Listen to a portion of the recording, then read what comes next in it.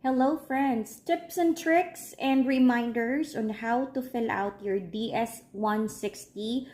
Wag na wag po kayong magkakamali sa DS-160 po kasi ang hirap pong i-edit niyan. Pag mag-edit kayo, especially if you've already submitted it and you have the confirmation page, and i-edit nyo po, mag-generate yan ng bagong code. Baka po malito si US Embassy sa record ninyo.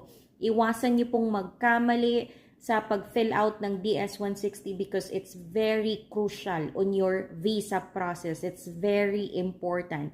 I have a video here on the tips and tricks on how to properly fill out your DS-160 para po makaiwas kayong magkamali, makaprepare kayo bago kayo mag-start na mag-fill out ng DS-160. So good luck, check this video and don't forget to subscribe and follow for more, especially if you're a K1 fiancé visa.